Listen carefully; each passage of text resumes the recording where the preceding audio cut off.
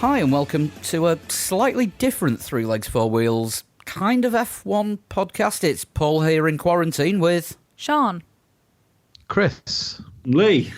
And you two are over Skype. Yes, we are. Yes, we after today's announcement that try and make as little social contact as possible, Lee's gone full hermit. Wouldn't let us into the house, barricaded us all out.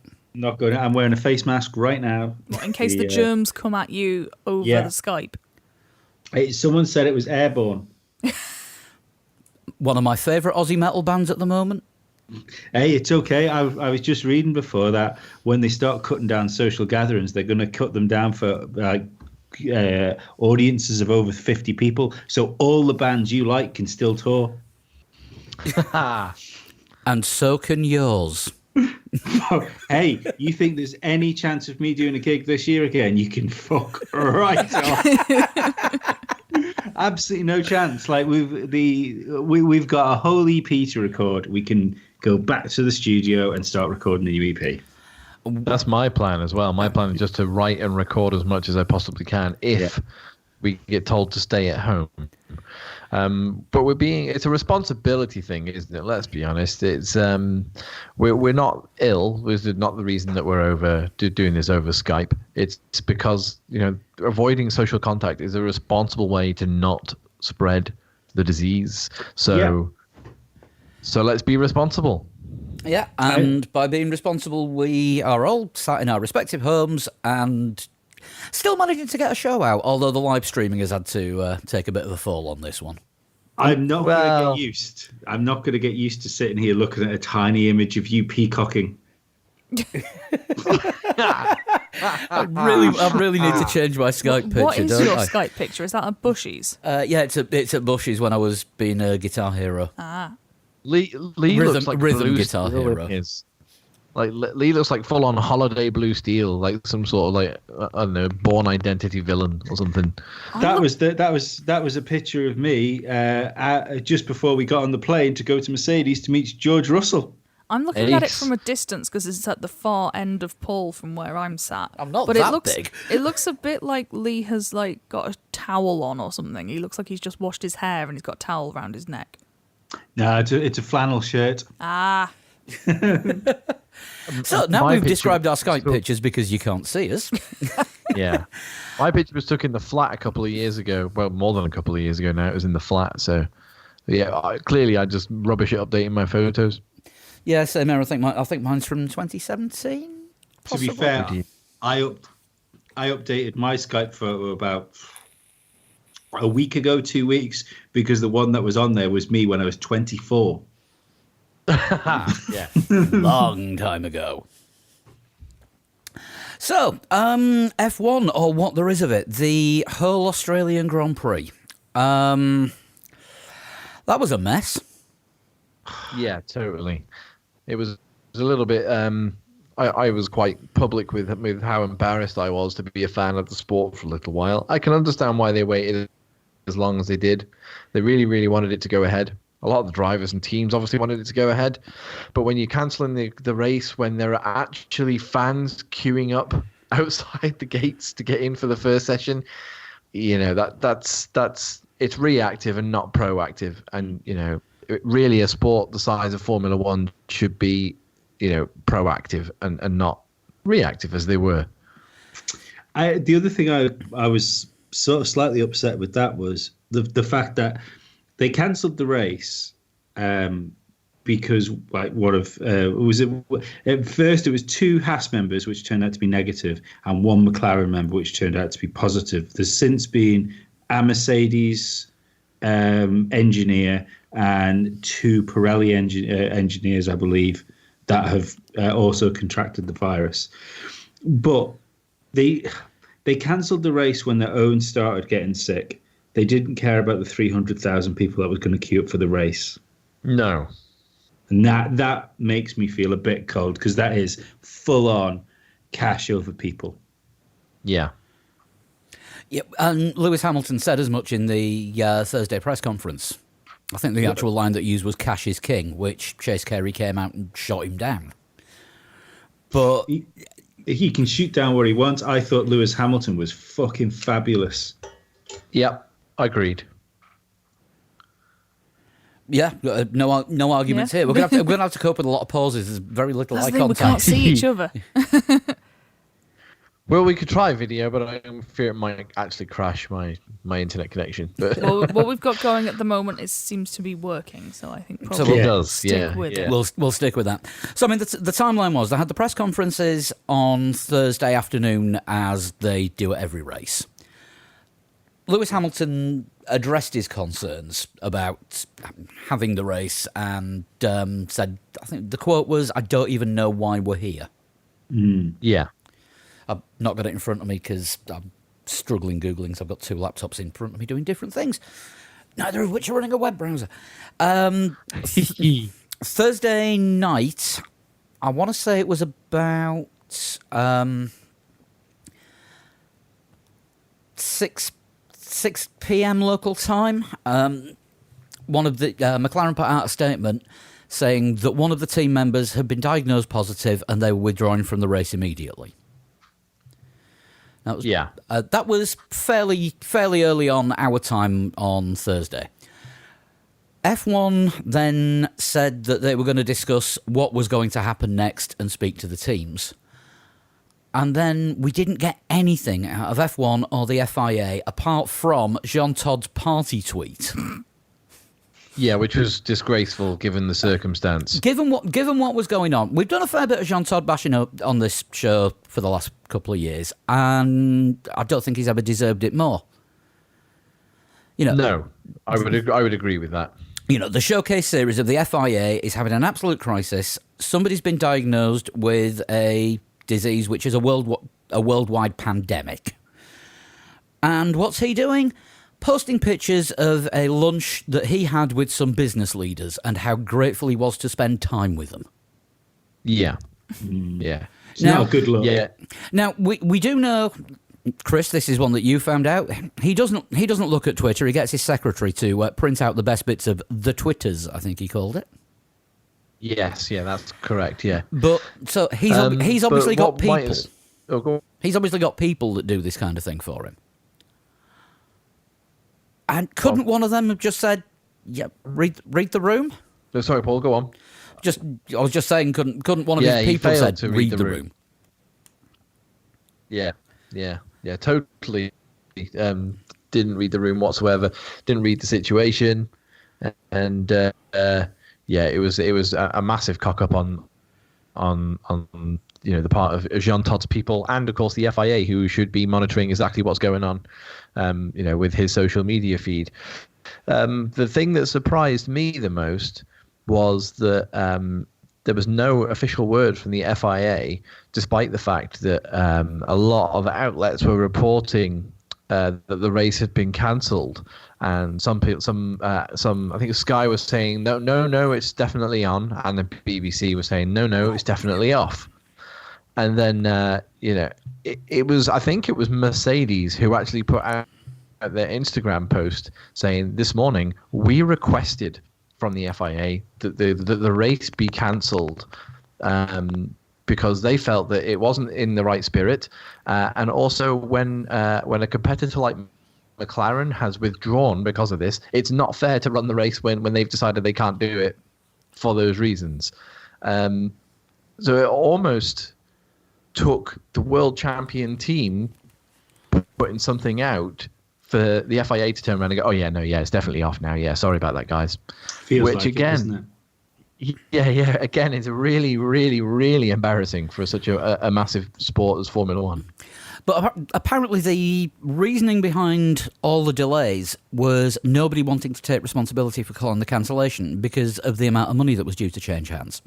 The FIA said in their regulations they couldn't cancel a race unless they'd got 12 cars taking part. Well, at one point it looked like it was down to 11 because people were claiming that there were 5 teams that wanted to race, including Alfa Romeo, but Kimi had already left that morning along with Vettel.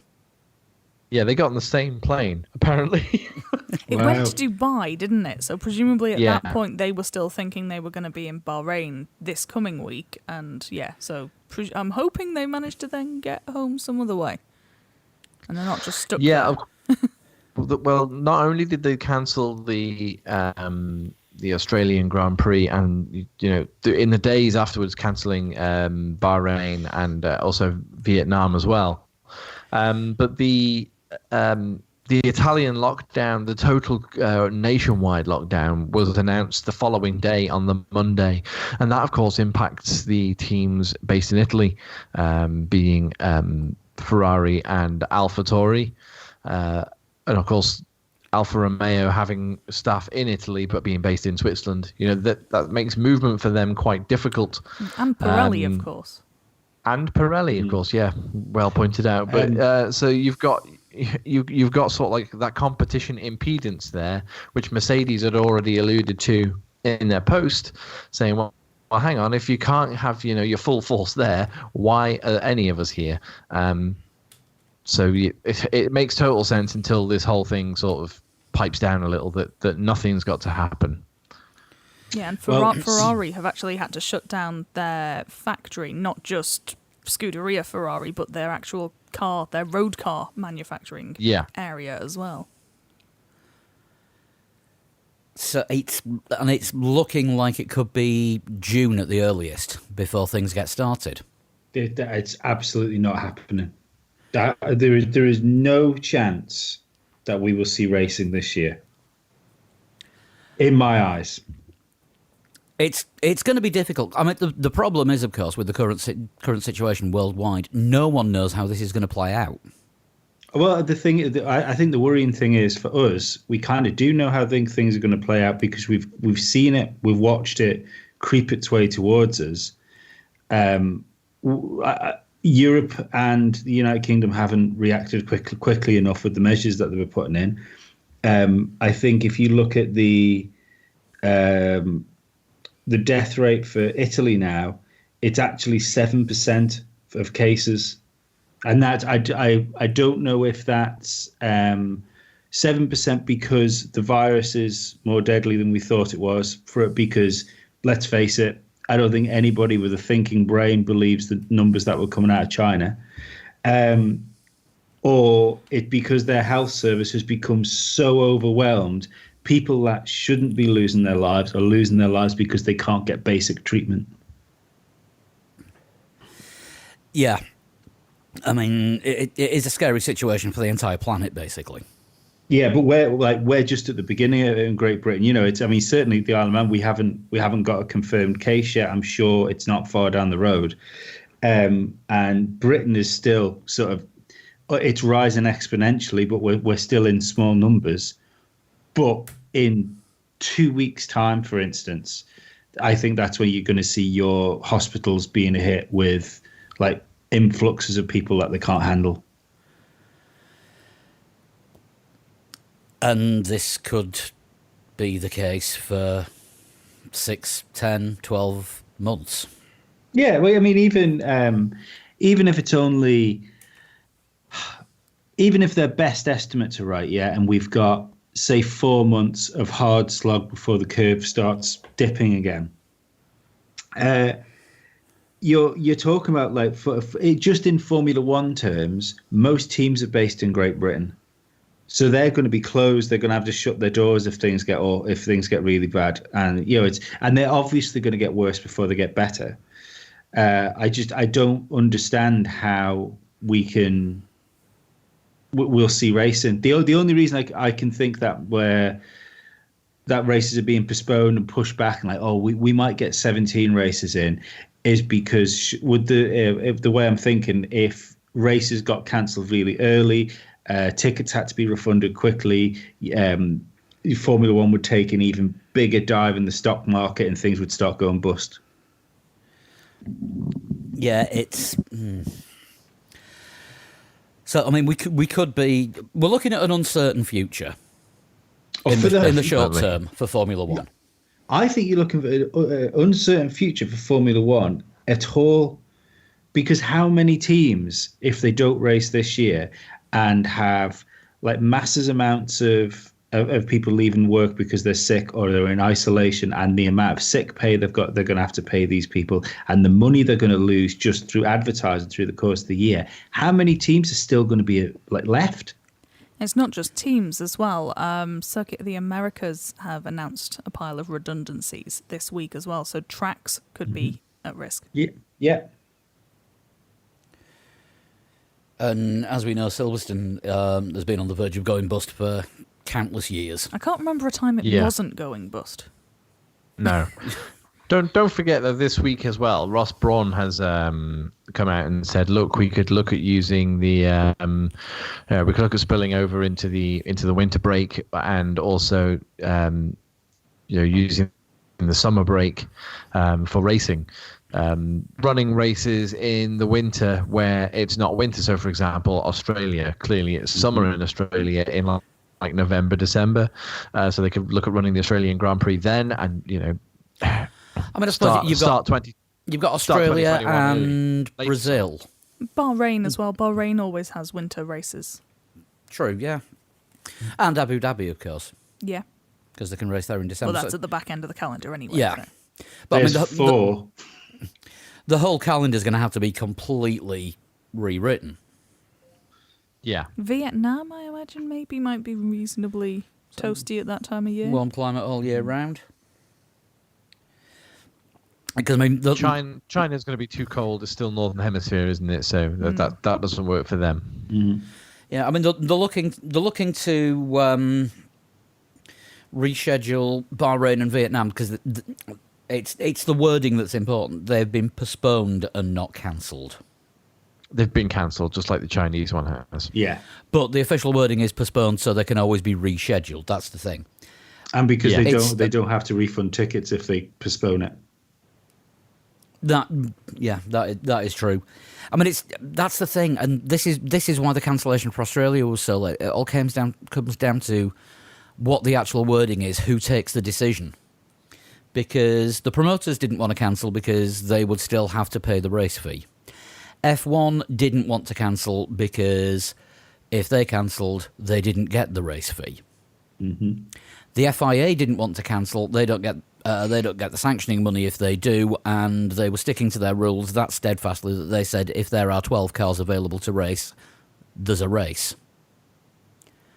Which was pretty pig-headed of them, and everybody knew worldwide that the eyes were not going to be on the promoters of the Grand Prix, weren't necessarily going to be on the teams. The eyes were going to be on the FIA, and I think the FIA knew that, and they should have taken a step up and just said, look guys, there are some fears and obviously some other stuff going on around this, and they should have called it off probably days before. Like, I mean, I put a tweet out saying, how far does it have to go before the FIA turn around and go, oh, that's too far? Were they prepared for someone to die? Because that's ridiculous.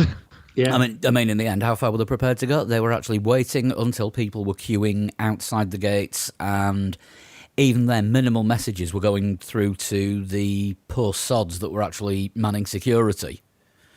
And all they had was, things are delayed. And then at one point, it was going to be run with no spectators allowed in. Then it was going to be run without F1 with no spectators allowed in. And the whole thing was just managed that badly. I mean, the first everyone knew of an official cancellation was actually somebody videoed someone giving a speech in the Paddock Club saying it had been cancelled, which was about 20 minutes before the official announcement. Yeah, and the back and forwards things where Sky announcing that it was on, and then BBC announced it was on, then BBC announced it was off, and I think it was Andrew Benson, wasn't it? He was the guy that broke the story first that it wasn't going ahead. Yeah, that was round about sort of 5-6 o'clock UK time, I think. Yeah.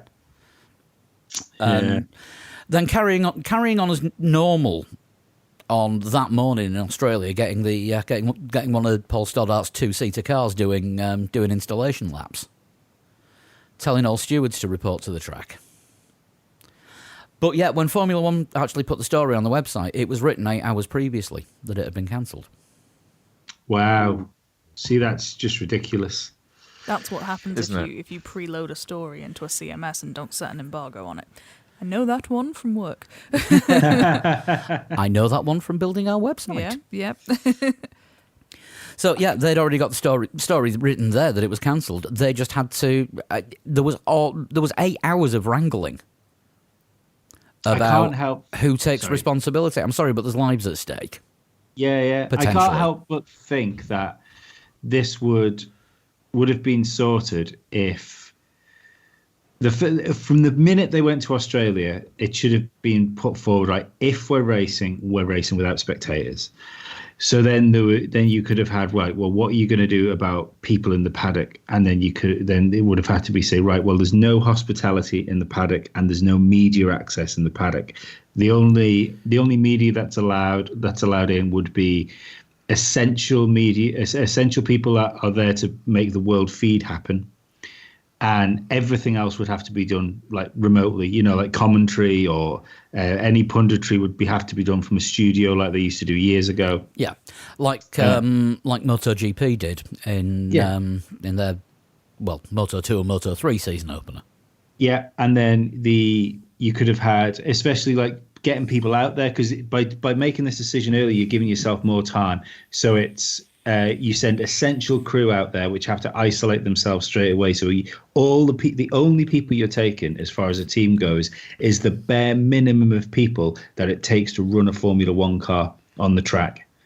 And I would imagine that given the facilities that are there for guests and wining and dining people and stuff like that, without the people to wine and dine, you could have essentially housed the teams at the track.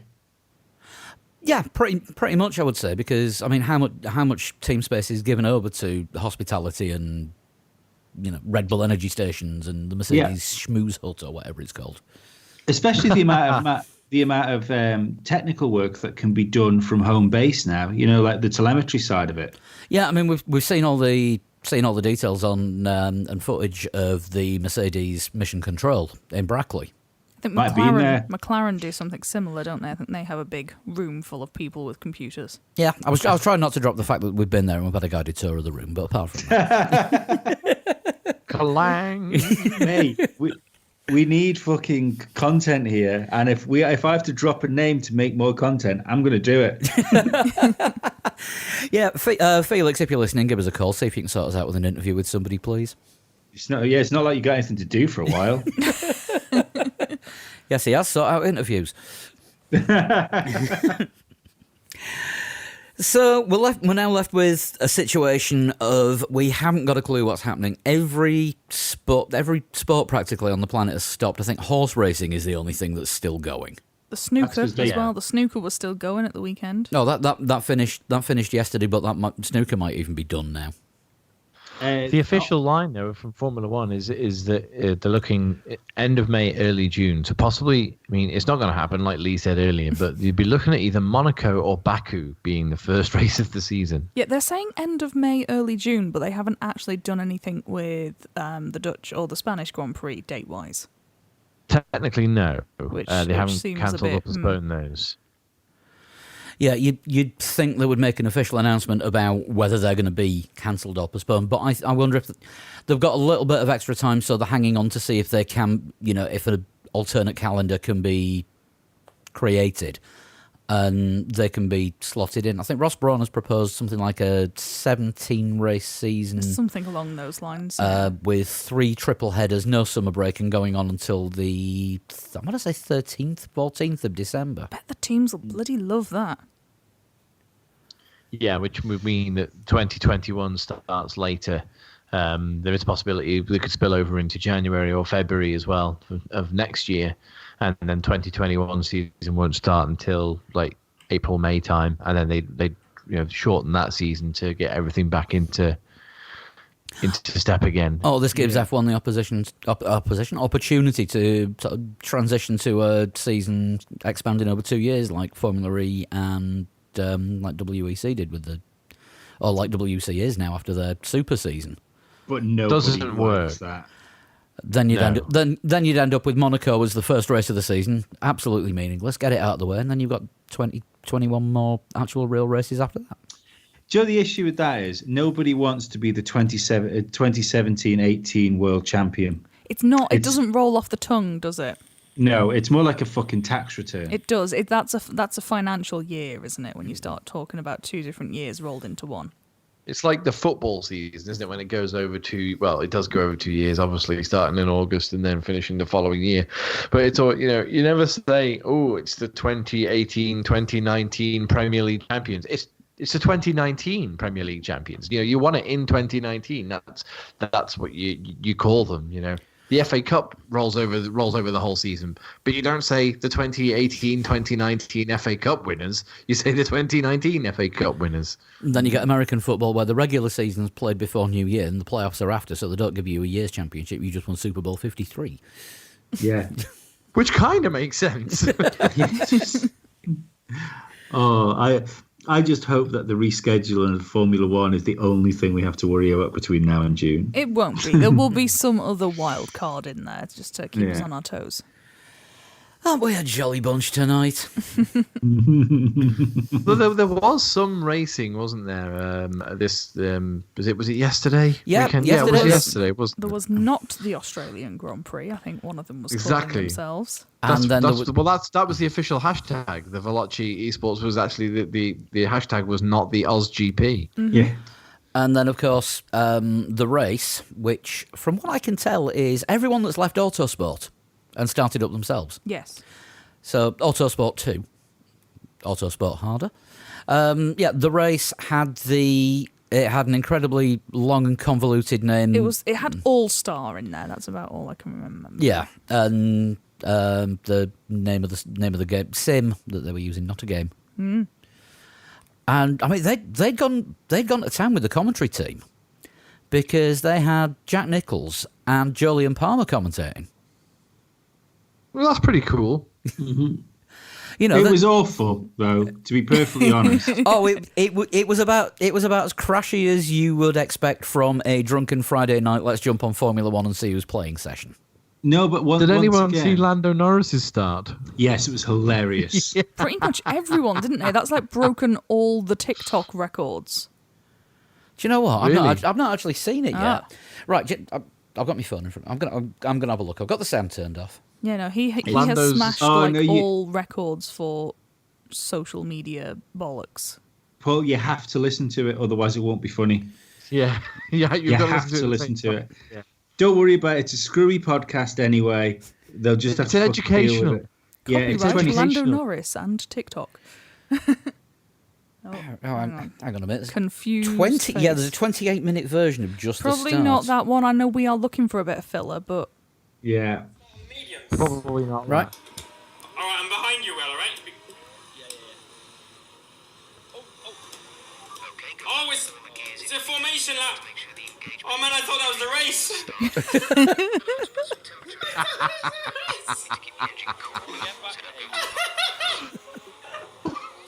I'm sorry. I was like, oh my god, I'm doing it. I'm amazing. maybe that's what he needs to start doing to get the good starts. I was like, oh, 6-star Lando, you're so good. I realised something was not right. So this is someone who regularly does sim racing. Mm-hmm. And the actual and racing. I was about to say, regularly does racing. Ring rust. That's all it can be, is a bit of ring rust. I suppose as well, probably maybe a little bit of the old jet lag as well. Yeah, maybe. Possibly. If he's been to Australia possibly, and back, that won't have helped. To be fair, he has had quite the weekend. Yeah. Although the best quote about the Australian Grand Prix being cancelled was from Steve Jones, who hosts the Channel 4 coverage over here.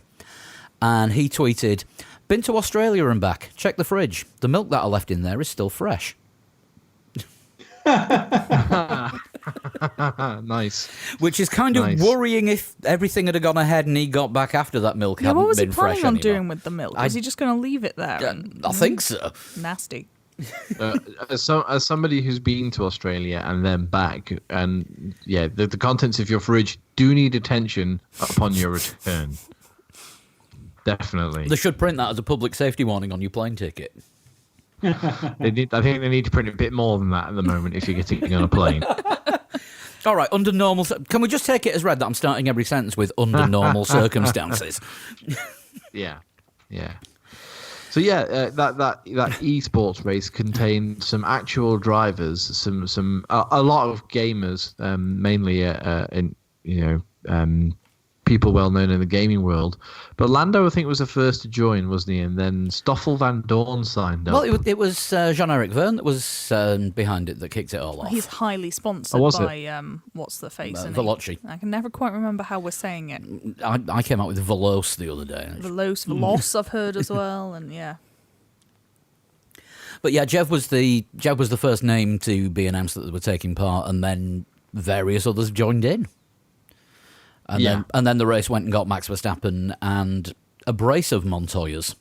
Yes. Yeah. Max won it. 2 Montoyas. No, Max got punted on. He came about 20th. That was in the final. He won his heat. Oh, did he win his heat? Heat doesn't count. Lando started last and finished 6th on a sim that he'd never raced on before. He'd never used that particular sim before. Yeah, it's because he jumped the formation lap.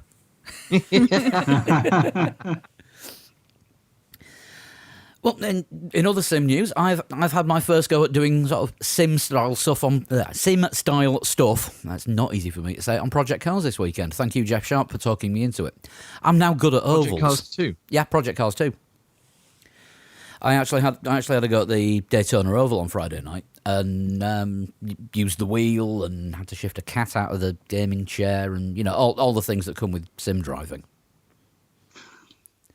The usual stuff. Yeah, and it went well. I didn't crash and I didn't punt anybody off the track. And he's not going to hear this for another few hours, unlike when we're streaming this live, so he can't actually rebut things on the YouTube comments. I heard a rumor you might have shunted Jeff off the track. It was an aggressive overtake that was perfectly within the rules, and I did not receive a penalty from the stewards. Was it just the two of you, or was it a proper race? It was just the two of us. Just the two of us with some AI. Right. Can you just go back on what you said there? It was an aggressive overtake. It was perfectly within the rules, and I did not receive a reprimand from the stewards. What's your name? Esteban Ocon. Nobody finished upside down. No, this is true. It was good fun. I think I'm going to start getting more into doing this. Update. We were talking before about the fact that the horses had not been cancelled. The Grand National has now been cancelled. Good, make it permanent. Yeah, why not? I don't care about horse racing. Do it.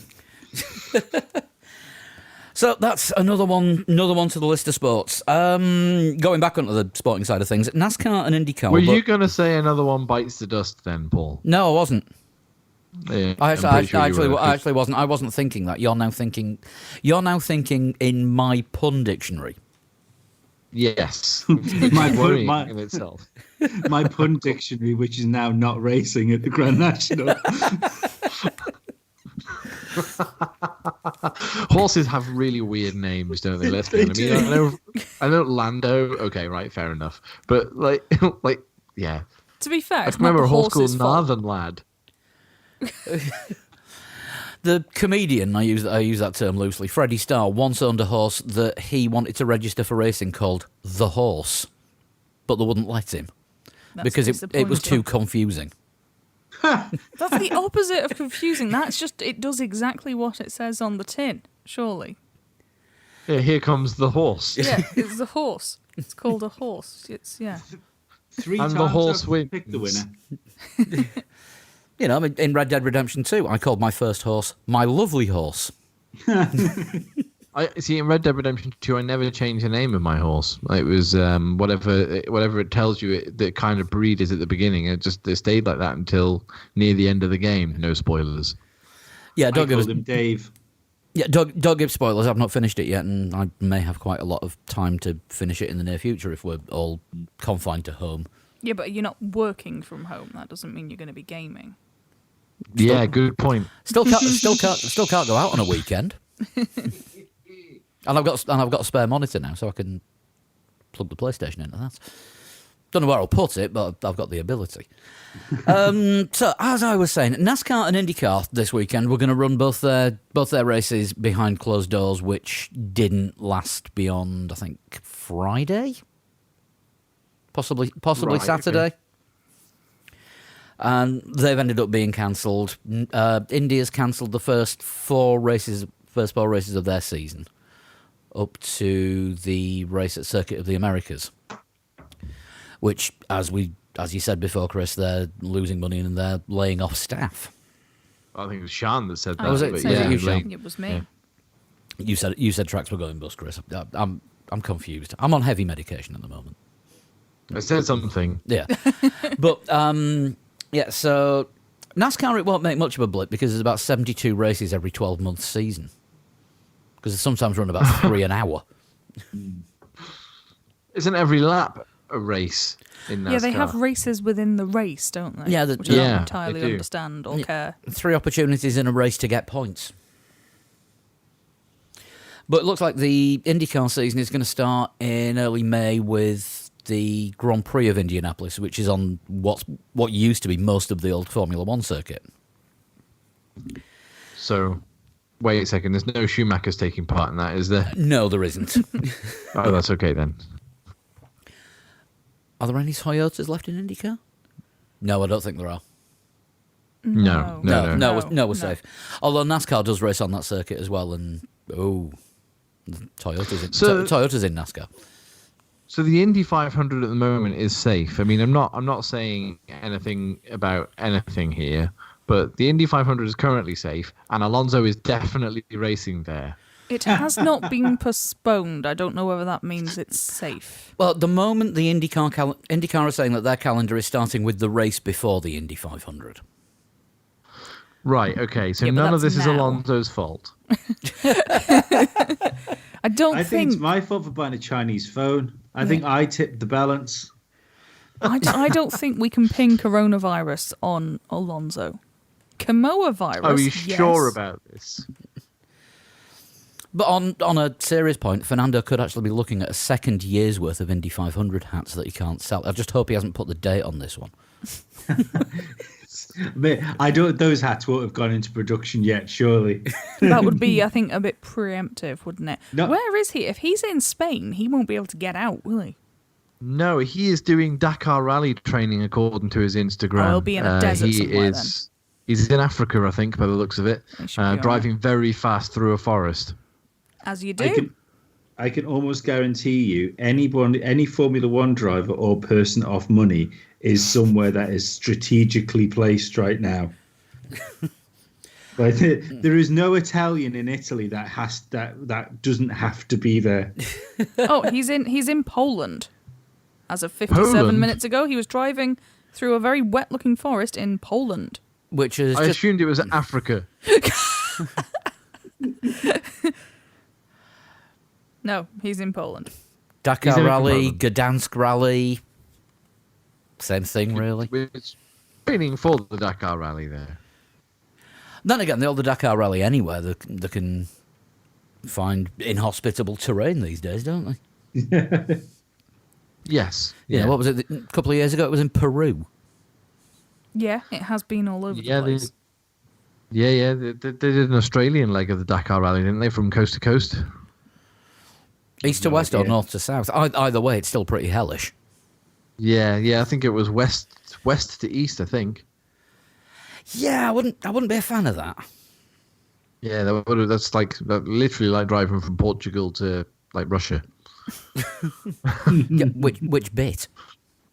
Yeah. Well, surely it's like driving from one end of Russia to the other end of Russia. Yeah. Yeah, pretty much.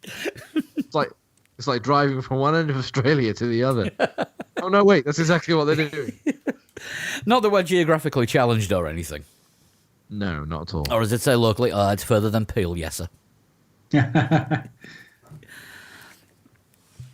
Talking of which, we've had a cancellation here, haven't we? Motorsport today. Yes. Big news. Yes, as of 5 o'clock this afternoon, the TT is no more for this year. First time they've cancelled since the foot and mouth crisis in 2001. Was it 2001, was it? It was. It was, because I'd been over here nearly 2 years before I saw my first TT. I moved over the week after the 2000. So obviously I didn't get to see it. 2001 was cancelled. So, yeah, I'd been here 2 years before I saw TT for the first time. Yeah, that's crazy. Yeah, the thing is as well, just getting on like a local level for a minute here. It might be a little bit boring for our listeners, but it took a long time, and this is something we can relate to Formula One as well. It took a long time after that for the TT to recover, to get the numbers back up, and the only thing that really saved the TT was the fact that it had its 100th anniversary 6 years after that, and that was like something that was big, that was building up to it. There's no big number or any sort of big event now for the Isle of Man TT building up to sort of draw the fans back again. They will lose a load of fans over the next few years, and a lot of money. But I wonder if it'll be the same for a lot of sports globally with, what's going on with all these cancellations. It's going to take a long time to build them back up to, build the trust levels back up to make sure that, you're getting the exact same sporting experience that you were before this all kicked off and you felt like you had to cancel it. Because let's be honest, when it all kicks off again and it all starts, the sporting world eventually gets back on its feet. The first few events aren't going to go to plan because everything's going to be so out of sync and out of step, and people are still going to be a bit tetchy about turning up to events. So it goes back to what Lee was saying before about sports or teams going bust. Particularly in road racing as well, because a couple of the Irish road races have cancelled as well today. And a lot of them have been putting out warnings in the last few months, really, about lack of sponsorship and the fact that the event was under threat anyway because of finance. So to then lose that event, it feels like some of them maybe might not come back for 2021, even if the situation is better then. Yeah, exactly. But see, not that they might not come back, but they won't be around. I mean, Norton. I'm wearing my Norton Motorcycles T-shirt right now. They're going. They're in administration. They have issues pre. I was going to say there's a lot of different reasons as to why Norton is in administration now. I'll send you a link, Chris. I'll post. I'll tweet it out as well. Yeah. I know that's not to do with the TT, but but it's one of those things. It's a team that a name that's well known that for whatever reason is now disappearing. But you could see an awful lot of other big names in, like Sean said, road racing certainly disappearing. But on a more global scale, how long before a Premier League football team, or not necessarily in England, but Scotland definitely, or Germany, just a team that's struggling just a little bit for cash, and all of a sudden this hits and it's terrible, and the team can't afford to operate. Same Bolton with would probably be the one that would jump out. Same with every business. Yeah, absolutely. Yeah, I agree with Lee. There's another sort of it's like sociology type thing to think of with this as well, is when you're in a world now where people are so engaged with communicating with each other online and less interactive with each other sort of physically, you're giving people a real opportunity to lean into that, to isolate themselves more. I think that might hit things that restart again, is people might get very comfortable to not going places. Get comfortable in the comfortable pants. Well, think about the amount of people. Think about the amount of people now out there and there will be a load of people that do this, that listen to this podcast. If they have a takeaway, for instance, that they could go to, they will not ring the takeaway. They will use the one that they can order online for. We seem to be so good at the minute for sort of separating ourselves from people. Yeah, I mean, the internet was the thing that was going to bring everyone together, but everyone has been brought together just in their own little insular pods. Mm-hmm. Tell you what, just say this is like a best case scenario for what we're in right now is we need to keep the old safe. We have like a low mortality rate but a high infection rate, so people have to stay in very much, like a lot. If you've got 10 grand to throw at shares right now while things are crashing, VR headsets. Throw it at Oculus, because people are going to get motherfucking bored in their houses. And it's funny, but you give somebody the option to where I can't go anywhere, but I can kind of go places. They like for 400 quid, people are going to do it. Yeah, totally. Yeah, but you've been planning on doing that for about the last 4 years before any of this even kicked off. Yeah, I'm just going to lean into it. That's what I mean. This is, I'm going to self-isolate. I'm going to churn podcasts out so I can make the most money out of the little bit of advertising revenue I get back from podcasting, and then sit there on a beach in VR land. This sounds very Black Mirror all of a sudden. It does, doesn't it? I saw someone holding a sign the other day. I don't think it was a protest against coronavirus. I don't know how you can protest against it for a start. How can you protest against it? I know, yeah, and also the whole sort of social distancing thing that doesn't really, joining a mass protest doesn't really go along with that, does it? But it was a sign that said, "This episode of Black Mirror is rubbish." My other favourite meme I've seen was a guy holding a Jumanji board saying, "Whoever started playing this needs to finish this fucking game up." I saw that too, yeah. And another one saying that, what was it? I'm not saying David Bowie held the fabric of the universe together, but gesticulates wildly. That's the best one I've seen today. David Bowie, born like 18 months after the end of World War II, and then dies, and all of a sudden, oh dear. It's funny, isn't it? That trench like spirit, or the war bringing people together. I thought you meant absinthe for a minute then. No.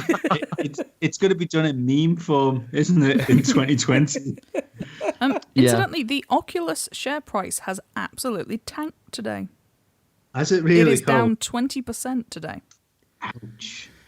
Didn't Netflix go down 20% as well? It's about 6, I think, wasn't it? Netflix went up 6 the other day. Was it up 6? But I don't know what it's done today, but apparently share prices all over the world have been completely tanking. I think no one quite knows how to react to this, so they're all just like wildly, oh, Netflix is down 11%. That'd be a good everyone's one going to be staying at home. Yeah, exactly. Of course it would be, because everyone's going to be staying at home and Netflixing. Yeah, but they've said they've stopped production on like everything. So what they've got now is all they've got. And don't forget, people will be signing up to Netflix, but they're not going to see any money for another 30 days, because if you haven't signed up, you get your first month free. Yeah, but hang on a second. Like saying that like Netflix, that's all they've got. I don't think anyone's completed Netflix. Like no one's watched everything. Jay from the In-Betweeners. Completed it, mate. Yep. Yeah, the guy I work with says he's finished it, or all the stuff he wants to watch at least anyway. So that's not finishing it. No, you can't complete Netflix. It's a ridiculous notion. I don't know when it first launched. Yeah, you could do it in a couple of days. Yeah, but they have got a few new bits since then. When it first launched online, what they had online, you could do in a couple of days. I was going to say when they first launched, it was a DVD rental service. I remember Alan Quirk, when I lived with Alan, getting his DVDs through the post and then having to send them back after he'd watched them. I hope he rewound them first. No, you didn't have to rewind DVDs. Was Netflix Love Film, or was that Amazon? That was Amazon. Amazon bought them out. Yeah. So we're getting nostalgic about things where we used to have to use something physical and go out to a post box and things like that. You know when we used to go outside? I remember those days. It has been 7 hours since the Great Isolation began. No, it hasn't. It's been 4. I said several. Where's the message that me mum sent? Saturday, 2:00. Canary Island state of emergency from tomorrow for 15 days has just been announced, which means we can only leave home to go food shopping, the bank, the doctors, or work. We can only use cars for that purpose. It's a bugger. It's only been 10 minutes and I'm already going stir crazy. That's the issue, isn't it? As soon as you know you can't do it, It's like, I need to leave the house. I need to go and do something. Yeah. I've got a garden. I'll stand in my garden. Yeah, but this is dangerous territory with Paul's dad, isn't it? Because he's got like an illegal decking and stuff in his garden that he built with a drill and a meat cleaver or whatever. Right. No, it was the meat cleaver. Let's not broadcast that. It was the meat cleaver he was using on the hose pipe. Although I did get another message saying, "Can you ring your dad? He can't get Windows to download through the hose pipe." Yeah, to be fair, I doubt the Tenerife Planning Authority is listening, so I suspect we're probably safe. I'm fair. I think most authorities have got other things to worry about, to be honest. If you want to do something wrong, I mean, not like bad wrong, not really, really bad things, but if you want to do something like a little wrong, now's probably the time. Like using a meat cleaver as a garden tool. Yeah, or using a hose pipe if you're under a hose pipe ban. Which the Isle of Man constantly is, even when it's pissing it down. I don't think we've got one at the minute. Oh, right, okay, that makes a change. No, we had a hose pipe ban a while ago. Was it 2 years ago? Yes, yeah, not last summer, the one before. The one that was good. Before that, it was a long, long time before that we had a hose pipe ban. No, I just thought there was a constant hose pipe ban over here. I could say that shows how much attention I pay to the news. How much hosing do you do? We've got the hot tub out the back. Yeah. Must sort that out. That needs repairing. And that is domestic life. Well, if you have to work from home, you've got plenty of time to repair a hot tub. Yeah, that is true. if I can get a waterproof laptop, I'll probably go work in there. Do you know why I like gardening? Go on. Because I enjoy spending time with pictures and hose. Oh, God. So, as you may have noticed, if you've stuck with us this far, and we are 51 minutes in, it's kind of a... This is sort of part Patreon, part F1, and I think this is what these shows are going to be now for the foreseeable. We're going to try and do this every week, aren't we? Yes, with loose format, I think. Until things change. Obviously, the sound quality is going to be like this because anyone that isn't me and Sean will have to Skype in. We're going to try and get some guests, as we've said. We're going to try. Yeah, we are going to go all out to get some extra guests on. So, fingers crossed, we'll have people from sort of the F1 world. But we also want to ask the listeners, what do you reckon we should talk about? Lee, you came up with this idea. You can expand on it. Well, listeners can get in touch with us, and we'll pick a different listener's thing that they want us to talk about, and we can talk about it. They can throw, tell us to talk about aliens. I like to talk about aliens. And also, before we move away too much from the reality of the situation, if you've got any motorsport related things you want us to talk about, like particular historic seasons or races, or our views on certain drivers or certain cars from the past, let us know, because it gives us time to research. Yeah. But I just don't want anyone to be. It's a very panicky, very paranoid, scary time. Try not to worry too much, and if it is scary, just turn off whatever device you're looking at that's scaring you.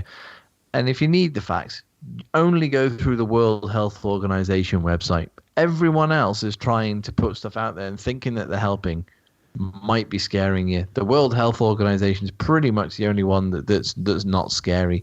Facts and facts only. Without no need to be terrible. I don't believe the news organizations are doing it to help.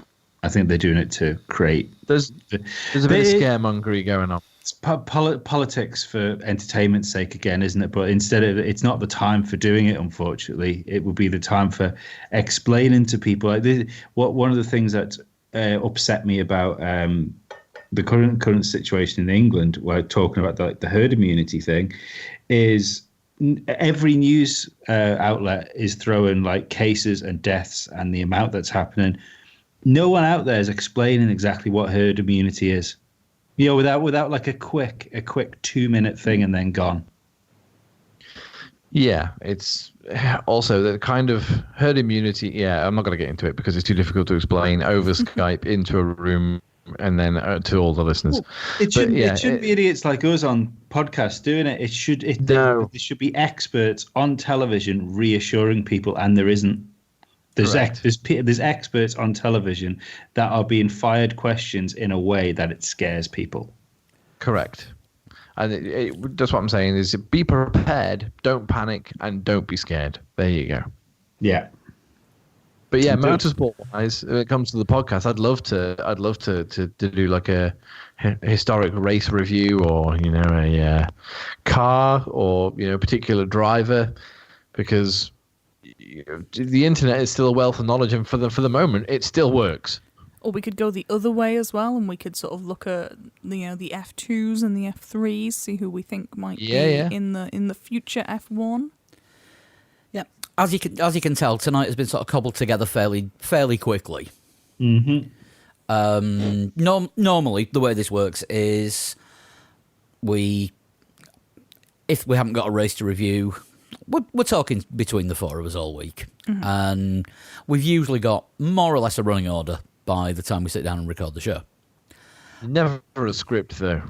Never a script, just bullet points, basically. Yeah, it's usually 5 or 6 bullet points, a Formula Lee, a total shunt, and then we go home. Yeah.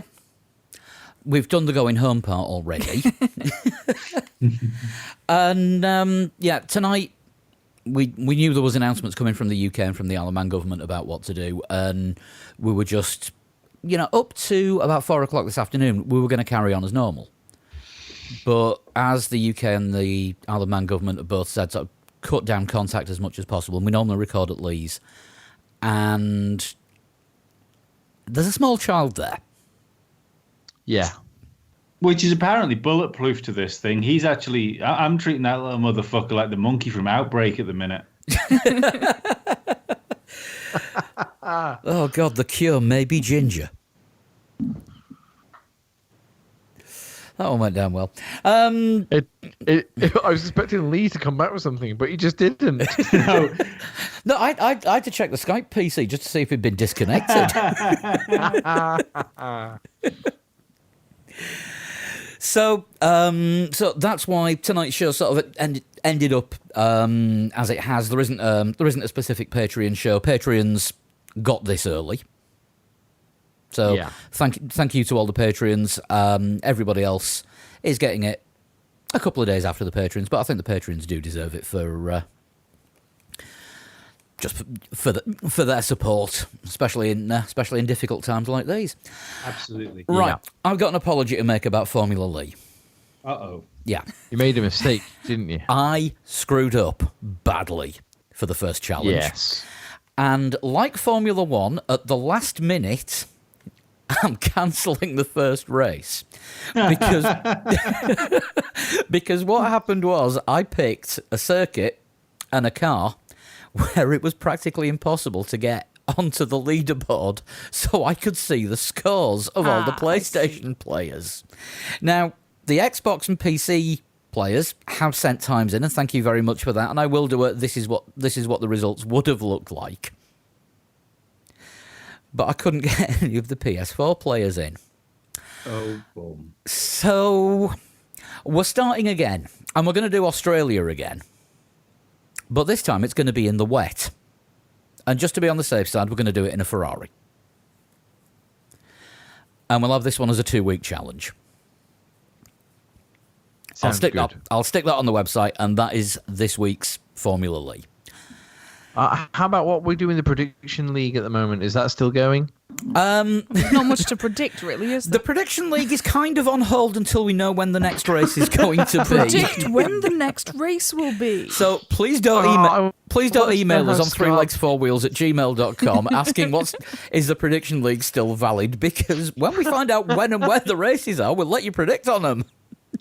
Yeah, it was terrible, really, because I was looking forward to seeing how Scarbs did against the rest of us. We can always give him a shout and get him to predict the first race of the next one. But how long this season will Williams remain unbeaten? I want to call it. I won the Prediction League because I said it wouldn't happen. That's very true. You did. I think you said within 24 hours, which I think was a little short. But you only get 1 point for that instead of 3 because you were almost right. I went each way on it. I think as well, Lee said a science podium, didn't you, Lee? Possibly. Well, no, I gave my top 3, but I said that but what I actually thought was that it wasn't going to happen. Yeah, but what happened in not necessarily the last Formula One race, but a science podium's a lot closer than anything that happened this year in Formula One. Yeah, probably. I tell you what, so spare a thought too. Actually, there's Formula One. Isn't Carlos Sainz the last person to stand on the podium or something? Probably. No, yeah. it would be whoever was on the podium in Abu Dhabi. Why did I get it in my head that it was Abu Dhabi where he got the podium inherited? Spare a thought for Codemasters. Those guys making a video game now that are completely working blind. Yeah. See, it'd be really interesting in career mode as McLaren because you turn up to the first race and then you withdraw. Yeah. You do all the media stuff after you've got promoted from F2 with whoever they decide to put in F2 alongside you this year, and then then you withdraw from the race as McLaren, and if you're Mercedes, you have to convince Toto to cancel the race. That would be a fun bonus level, I think. Yeah. See, Codemasters went into last week thinking the biggest headache they were going to have was how to put DAS on the Mercedes. Wrong. Talking of F1 games, F1 have announced that there is a new official F1 management game coming out. It's not a mobile app, and it's actually been made by a proper software company that have been going years, Frontiers, who have been around. Frontier make great games. Who have been around since the 80s because they were the ones that made Elite. They're the ones that made Elite this time round as well. Well, yes, true. But the more important thing of that is they also made the Jurassic Park simulator game, and that's brilliant. So we could be seeing a really good quality F1 management game. Now, I'm hoping that they put an online competitive mode in that, which if they do, we are so having a league. Yes, that'd be... Oh, God, I hope so. That'd be brilliant. So I love the idea of that. We need to do that. Also, I'm looking at doing other esport-related sim racing challenges during this break. Yeah. Just to give us all something to do, as well as Formula Lee. See if we can organise some actual racing. Yeah. It would be nice to make a league. You know, like maybe the like 40 quickest people that want to do it, or something like that.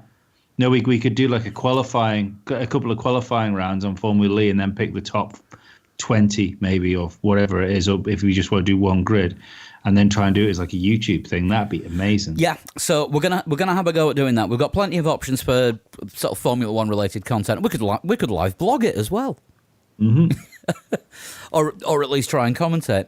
So we're gonna have a bash doing that. We will try and keep you as entertained as possible over the break. We can still do things like the old Total Shunt on Skype, can't we? I was going to say one of the things we can do is shunt. But it will have to be on complete trust.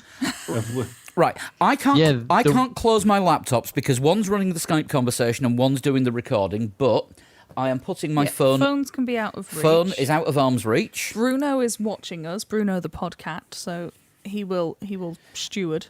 Actually, just to prove it, I will get a photo of Bruno watching us and then I'll put my phone somewhere. So I can put my hand on my head. Like, are we shunting? Is this a thing? I think we're going to have a go.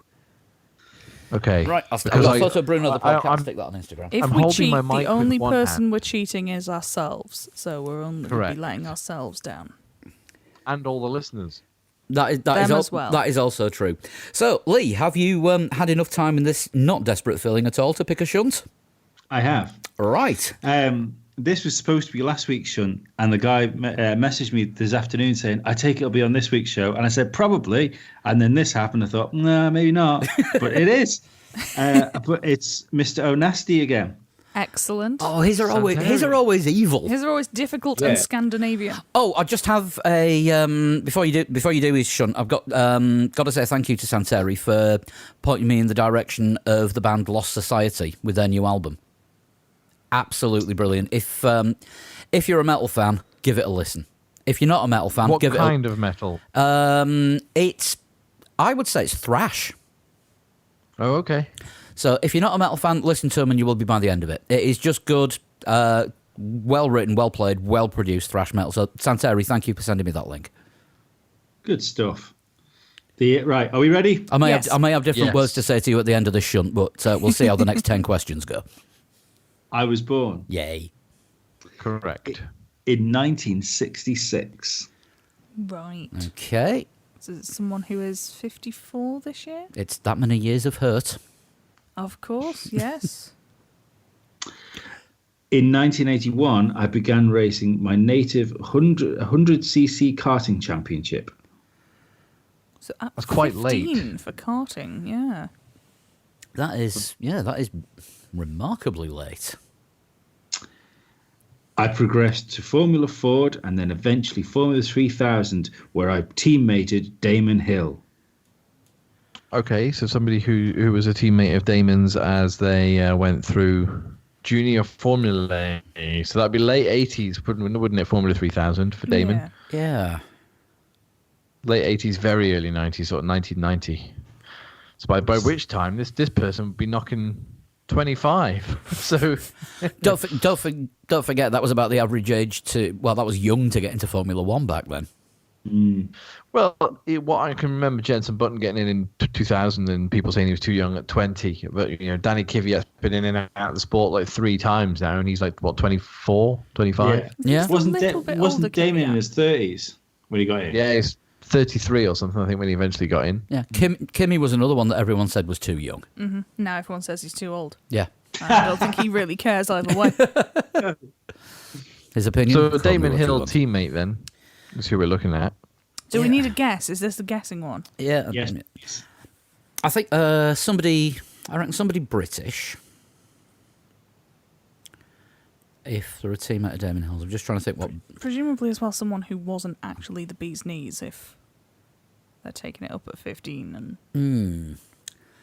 oh, God.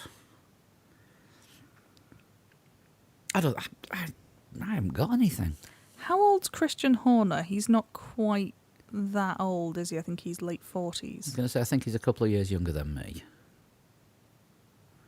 Hang on, I'll look it up. Joking. No. I think Christian Horner's the closest that we've got because he wasn't exactly brilliant as a driver. Yeah, it's a good first guess, but we know it's kind of wrong. It's not a bad first guess. It's a guess for guessing's sake, but it's somebody of that kind of talent. Shame he wasn't fast enough. Yes. Yep.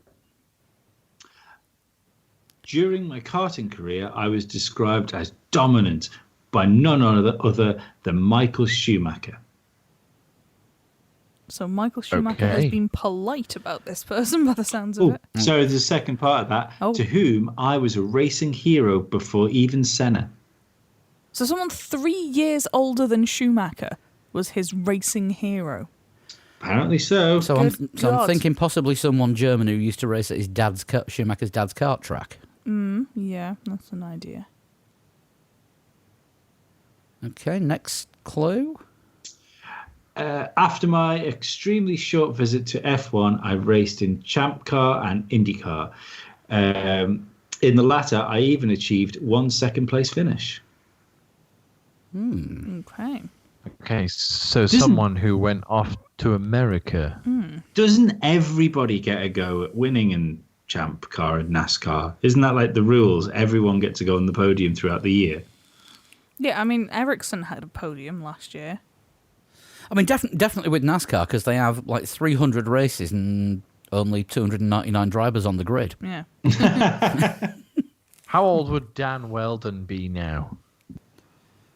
I don't think he'd have been quite that old. Did he die 2012? He was also Something big like friends that, with Jenson Button, wasn't Yeah, he was in his 30s when he died. Oh, yeah. So not quite old enough then. So yeah, I think he'd be mid 40s now. So we've got another clue before the next guess? Yep. I had to go to Le Mans, both... maybe you wanted to say I had a go at Le Mans. Both of them ended in DNF. Oh, he's put 2 as in 2 instead of 2 as in the number 2.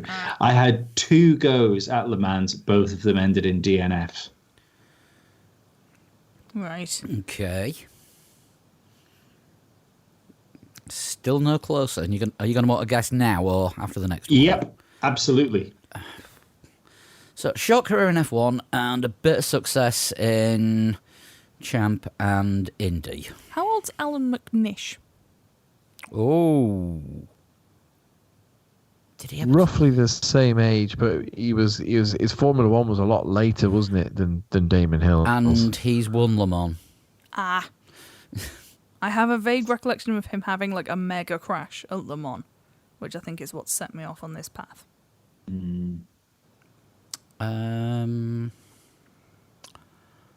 Carl Wendlinger.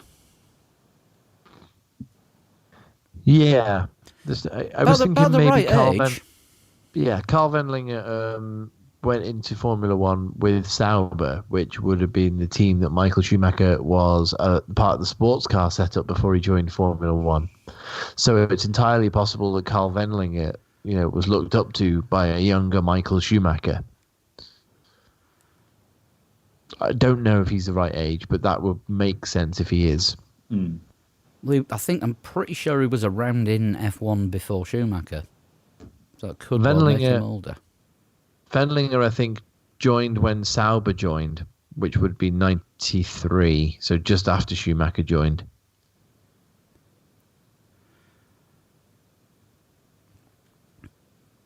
Should we go next clue? Yeah. Is that we need a guess. That was a guess. Was that the guess? We'll go with that. Go with Carl Wendlinger. That was a good shout, Paul, I think. I won the 1995 F3000 title, beating teammate Ricardo Rosset. So not Carl Wendlinger, because Carl Wendlinger had already been in Formula One by then. Yeah, still in F3000 in 1995. So this person would have been 29 at that point. Yeah. Johnny Cecotto. There is a Johnny Cecotto Senior, though, isn't there? Yeah, but he only did 2 wheels, didn't he? I think so, yes, to be fair. I tested for Simtech in 1994, but didn't get enough funding for a race seat after my 3000 title. I settled for a test drive position at Benetton.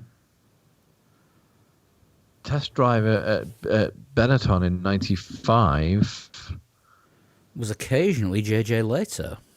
Yeah, because almost convinced. I have a picture of him because that Benetton picture I've got with the. Yeah. I'm convinced it's one of them. Well, you've got a picture of. I think you've got a picture of Michael Schumacher. Is it Jos Verstappen and JJ Leto? Jos Verstappen had anything but a short career in F1. JJ Leto he took part in Formula One in '94 though, didn't he? Because he was at Imola. He had the accident on the start line. In the pits. Yeah, he had the accident on the start line, didn't he, with Pedro Lamy? Mm-hmm. Don't fret, people. You do have a spaffer. I'm hoping we've not got up to the last regular question yet. You've got one more. But Benetton in '95, the 2-driver lineup was Herbert and Schumacher. Don't know who their test driver was that year, though. I can't remember. Are you ready for question 10? Yes. I think so. In my only F1 entry, my teammate was Ricardo Rosset. In my only F1 entry. One race wonder. Right. So, right. My only F1 entry. So it was someone driving the Lola in 1997 that didn't qualify for Australia because Rosset was driving the other one, and there was something like 13 seconds off the pace, and I bollocks if I can remember who it was. I will give you the spaffer now. I drove for the infamous MasterCard Lola. Even my microphone's fallen over. Microphones are being smashed. You can have a 12th spaffer clue as well. Oh God! Hang on. Oh. It's there. It's on the tip of my brain.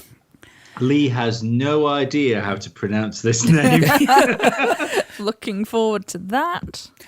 I did know. So that could be Sauber Aston Martin then. But but I've totally forgotten who it was who had signed up to drive. I know it. I bloody know it. Oh, has he won? Are we going to need the other spaffer? I think the other spaffer was Lee doesn't Lee can't pronounce it. He might be Italian. It looks Italian.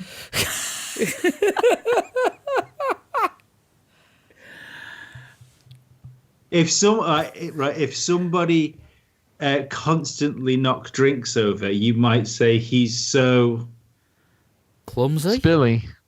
Vincenzo Sospiri. There you go. Thank you for that last clue, Lee. That was hard work. My head hurts. That's a quarter point, surely. I am prepared to take any form of point out of that one. Yeah, I generally, with that amount of spaffers, you'd be looking at negative points, but I think a quarter of a point is well deserved.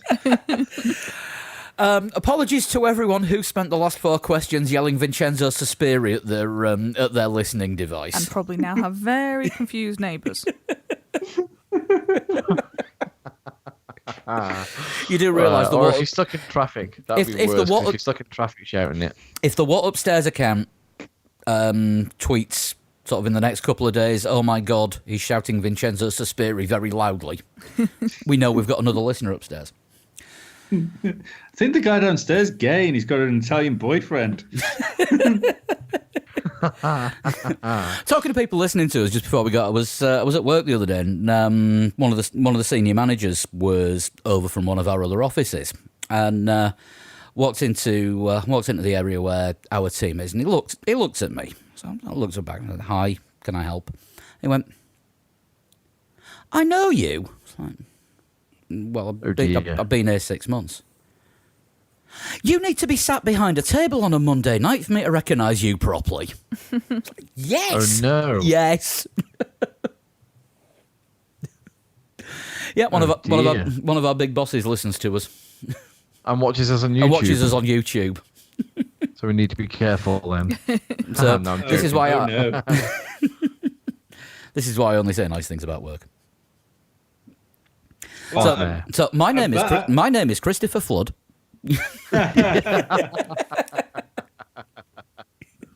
If you do that, I will become Paul Nicholson, and then who knows what you might say about work. Yeah, like this game. yeah, good point. I'm taking that back. I'll edit that bit out. If you want to send in a total shunt, then how would you go about that? You can tweet me at a total shunt, or you can send me an Instagram PM at a total shunt. Obviously, PM on Twitter. If everybody knows the answer, it's not a fucking good quiz, is it? So yeah, that is a fair point. I like to think that people are intelligent enough to think I shouldn't just do this publicly, but you know, we live in 2020, and people are licking toilet seats now. It would appear on planes as like the Corona challenge. What? So yeah. What part of the internet is that on? It's a TikTok where all the idiots live. And this is why I've never even looked at that platform. I genuinely, I've been on it once and thought, oh shit, no, I'm old because I don't get this. I don't get what people are doing. It's people dancing for 30 seconds and then it goes away. Occasionally, someone will do a magic trick, and that's about it.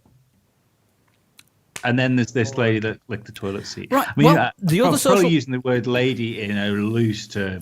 The other social platforms you can find us on are definitely not TikTok, but we're at 3 Legs 4 Wheels on Facebook, Twitter, and on Instagram as well. And you can tweet us individually at Sean Cowper, at Flood21, and at Pablo100. If you're really seriously old school, you can email us 3legs4wheels@gmail.com. And for those who want to get the shows a little early while we're having the break, sign up to Patreon for $1 a month, and you can get we'll get the shows out probably Monday nights for patrons now. And usually it would get you an extra show, but I mean we're in difficult times at the moment globally. Things have changed, and to be honest, so's our running order. And while we're in the current situation with no idea about when or if F1 is going to return this year. We're just going to muddle through and do one show a week, and it'll be like this now over Skype. We're going to try and find a way of getting some form of video content out there. Somehow, we will try to see. Chris, you promised to do acoustic sessions. If we all get quarantined, yes. I might even drag the acoustic guitar out myself, which I must remember is in the office. I'll need to bring that home before you get before I get locked out. That would be a good idea. Yes, my acoustic guitar and my acoustic bass are both there, so I'll arrange to bring those back home. I'm not being stuck here without an acoustic. We will be back next week in one form or another. Thank you for listening, and I think the only thing we can say at the moment is stay safe and look after yourselves. Absolutely. All right, we'll see you next week. Bye-bye. Bye-bye. Take care, look after everyone. the old people.